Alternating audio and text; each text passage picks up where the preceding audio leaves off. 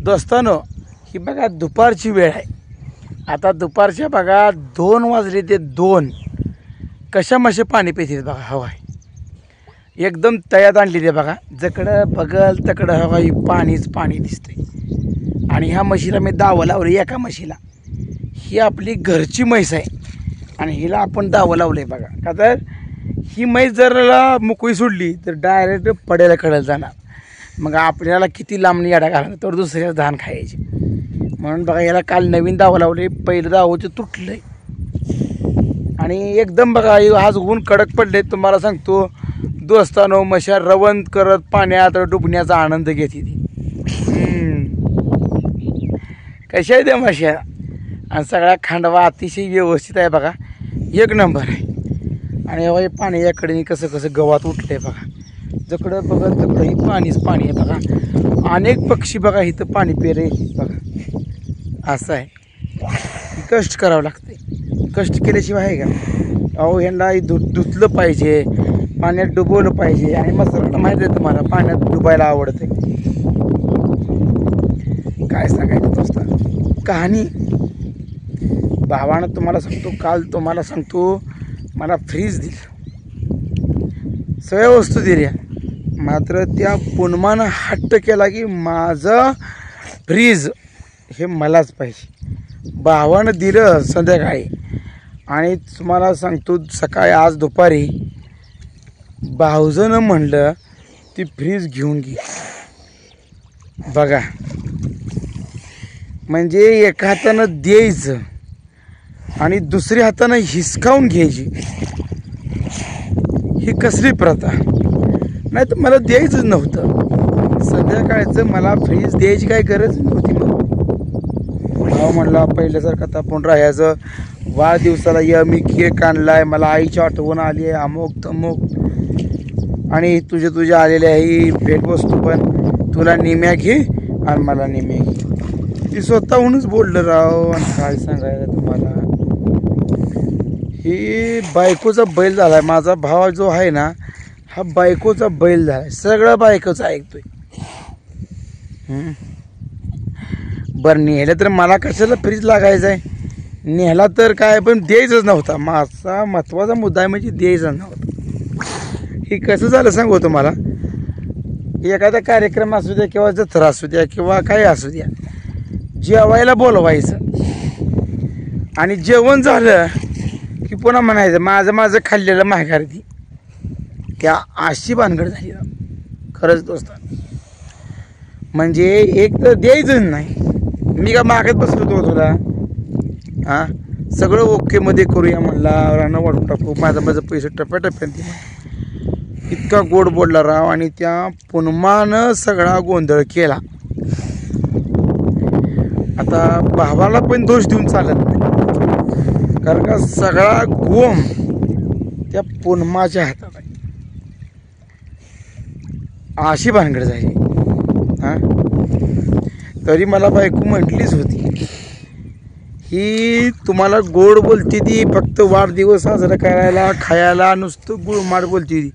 ह्याच्यावर विश्वास ठेवू नका, भरोसा ठेवू नका. पण मी तुम्हाला सांगतो जाऊ दे म्हणला, आपलाच भाव आहे असू द्या म्हणून राव मी विश्वास ठेवला. काय करायचं तुम्हाला सांगतो, उचलून घेऊन गेली किचनमधनं, उचलून तिच्या खोलीत. पण आता नेणार का न्यायला.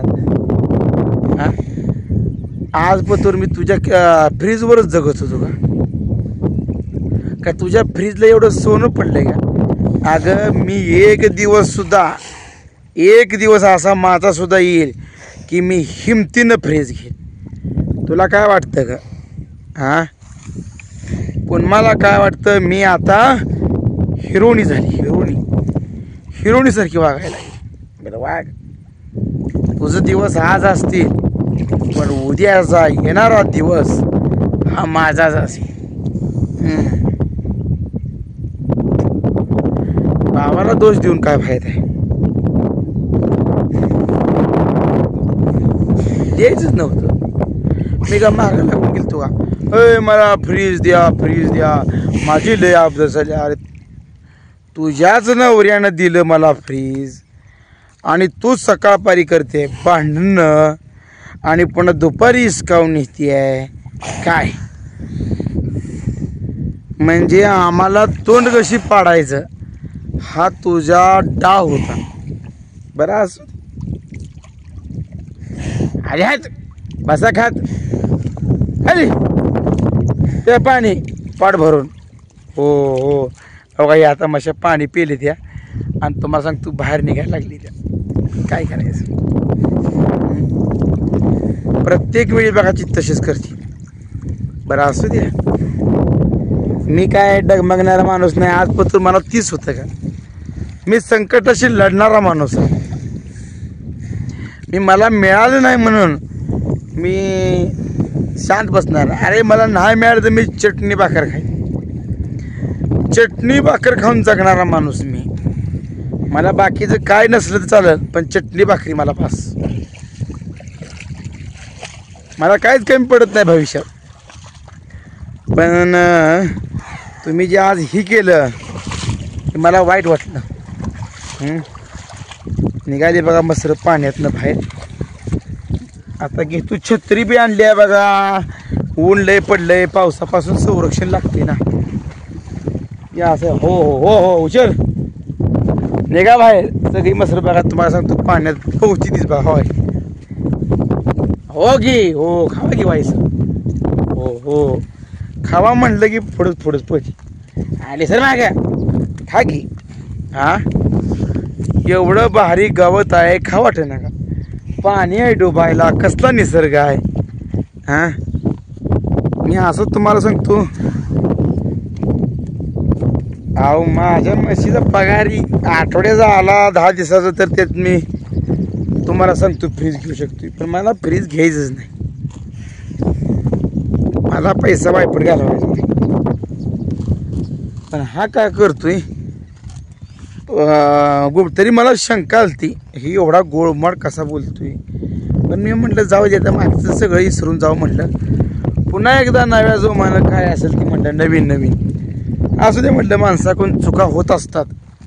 कारण का जो चुकतो तोच माणूस असतो. जो चुकत नाही तो देव असतो. आणि जो वारंवार चुका करतो तो सैतान असतो. म्हणून म्हटलं असं आपलाच भाव आहे आपणच सांभाळून घ्यायचं. आपली आई असती तर आपल्याला असं झालं असतं का? हां आई आपली होती तेव्हा कसली होती. आता आईच्या माघारी आपण व्यवस्थित राहिलं पाहिजे. बरं व्हायला काय राहीना पण एकमेकाला चांगलं शब्द बोललं पाहिजे. तर एकमेकाच्या कार्यक्रमात हे गेलं पाहिजे अशी माझी भावना असते. या हली या हो बघा या आपल्या मशात मग एक एक एक बाहेर निघाली. आता घेऊन जा याच्या निवांतपैकी काय सांगायचं. असू द्या जे आहे ती आपल्या वाट्याला आलंय ती होणार जाईल. जे नशिबात घडणार आहे त्या गोष्टी पण आपल्याला होणार जायत्या. दोष देऊन तर काय फायदा आहे. आपलं आपलं हाही व्यवस्थित राहायचं. जर काय टेन्शन घ्यायचं नाही बघा दोस्तांनो. असू द्या थोडा मलाही वाईट वाटलं भावानं तसं केलं. भावापेक्षा मी बोला त्या भाऊचं नाही का तिला वाटलं माझ्या नावावर आलंय आणि त्या फ्रीजवर तिचं नाव टाकले. बरं असू दे तिचं असलं तरी काय तिच्या. आता दूध काढून फ्रीजचं खा म्हणा.